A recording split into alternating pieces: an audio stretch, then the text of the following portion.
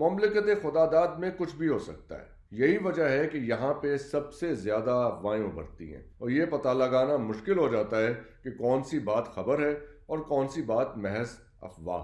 اور کبھی تو بڑے بڑے صحافیوں کی خبر بھی افواہ قرار پاتی ہے اور کبھی سوشل میڈیا پہ چلنے والی افواہیں بڑی خبر بن کے سامنے آ جاتی ہیں۔ اسی طرح الیکشن کی تاخیر کے حوالے سے بھی کئی خبریں آ رہی تھیں، کیونکہ سپریم کورٹ کے حکم کے باوجود ملک میں اس سے پہلے بھی الیکشن ملتوی ہو چکے ہیں، لیکن حکومت انہیں افواہ قرار دیتی رہی تھی۔ لیکن پھر ہم نے دیکھا کہ سینٹ سے الیکشن ملتوی کرنے کے حوالے سے قرارداد بھی پاس کر دی گئی، اور اب مولانا فضل الرحمان بھی نہ صرف سینٹ کی قرارداد کی تائید کر رہے ہیں، بلکہ انہوں نے تو یہاں تک کہہ دیا کہ الیکشن ملتوی ہونے سے کوئی آسمان نہیں گر پڑے گا۔ اور پھر اس کے ساتھ ساتھ آپ نے دیکھا کہ برطانوی جریدے اکانومسٹ میں چھپنے والے آرٹیکل میں عمران خان نے بھی شکوک و شبہات کا اظہار کر دیا ہے کہ آئندہ الیکشن ہوں گے بھی یا نہیں۔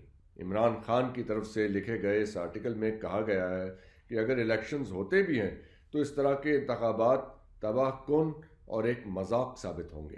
اب اگر دیکھا جائے کہ وجوہات چاہے الگ الگ ہوں، موجودہ حالات میں الیکشن کوئی نہیں چاہتا۔ سینٹ میں پیش کی گئی قرارداد میں موسمی حالات، سیکیورٹی معاملات اور کرونا وبا کو بھی بہانہ بنا کر الیکشن کو ملتوی کرنے کی قرارداد منظور کی گئی، اور مولانا فضل الرحمان بھی اسی بنیاد پہ الیکشن ملتوی کرنے کا مطالبہ کر رہے ہیں، اور عمران خان بھی پی ٹی آئی کی غیر موجودگی میں الیکشنز کو تباہ کن اور مذاق قرار دیتے نظر آتے ہیں۔ انتخابات میں لیول پلینگ فیلڈ کی عدم فراہمی پر پی ٹی آئی کے الیکشن کمیشن کے خلاف توہین عدالت کی درخواست پر سپریم کورٹ میں سماعت کے دوران چیف جسٹس قاضی فائز عیسیٰ کی آج کی سماعت کے دوران ریمارکس بھی قابل غور ہیں۔ چیف جسٹس نے وکیل لطیف کھوسہ سے سوال کیا کہ کیا پی ٹی آئی کو الیکشن چاہیے؟ وکیل کھوسہ نے جواب دیا کہ 100% الیکشن چاہیے۔ چیف جسٹس پاکستان نے کہا کہ آپ ہاں یا نہ میں بتائیں۔ اپنے ریمارکس میں چیف جسٹس نے لطیف کھوسہ سے کہا کہ آپ اپنے دکھڑے نہ روئیں،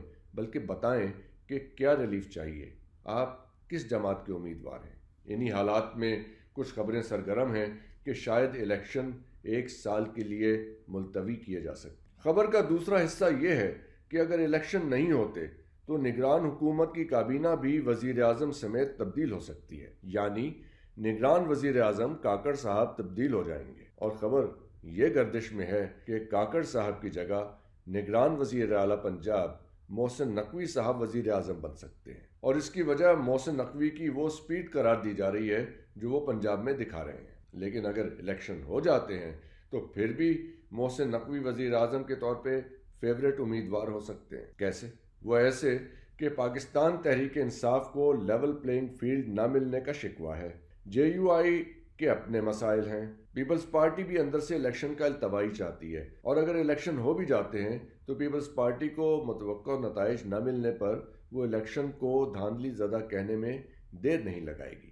نون لیگ کا مسئلہ یہ ہے کہ میاں صاحب کی وزیر اعظم بننے کی دال گلتی نظر نہیں آ رہی، یعنی جو کل تک کہہ رہے تھے کہ ساڈی گل ہو گئی ہے، اب حالات یہ ہیں کہ ساڈی گل نہیں بنی۔ گمان تھا کہ میاں صاحب شاید آتے ہی عوام کو اپنے ساتھ ملا لیں گے، لیکن زمینی حقائق کچھ اور کہہ رہے ہیں۔ نون لیگ پاور پالیٹکس کی حکمت عملی پہ چل رہی ہے، اور میاں صاحب عوام سے رابطہ کرنے کی بجائے الیکٹیبلز سے مل کر اپنی سیٹیں پکی کرنے کی کوشش کر رہے ہیں، لیکن بات نہیں بن رہی۔ مسلم لیگ کاف کے ساتھ بھی سیٹ ایڈجسٹمنٹ کی ساری کوششیں کہیں پہنچتی نظر نہیں آ رہی۔ علیم خان اور جہانگیر ترین کی پارٹی آئی پی پی کے ساتھ بھی نون لیگ کی سیٹ ایڈجسٹمنٹ نہیں ہو سکی، یعنی لاہور میں 2 سیٹوں پر ابھی بھی معاملہ پھنسا ہوا ہے۔ دوسرا، الیکٹیبلز کی طرف بھاگنے سے نون لیگ کے اندر پرانے کارکنوں اور ٹکٹ ہولڈرز کی طرف سے آوازیں اٹھنا شروع ہو گئی ہیں، اور اندر سے خبریں آ رہی ہیں کہ نون لیگ میں زیادہ تر لوگ نواز شریف کی بجائے شہباز شریف کو مستقبل کا وزیر اعظم دیکھنا چاہ رہے ہیں۔ تو 8 فروری تک الیکشن ملتوی ہونے کی کئی وجوہات ہیں۔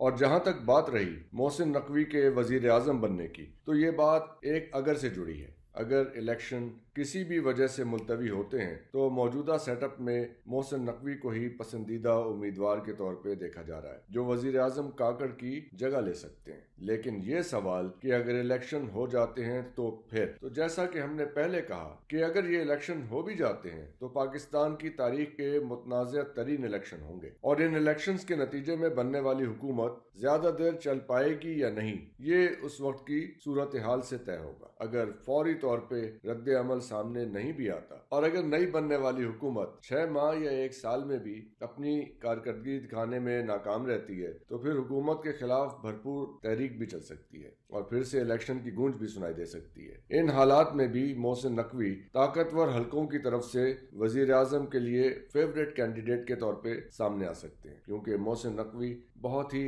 ایمبیشس دکھائی دیتے ہیں۔ لیکن کیا یہ ممکن ہو سکتا ہے؟ تو یاد رکھیے، ہم مملکت خدا داد میں رہتے ہیں، یہاں کچھ بھی ممکن ہے۔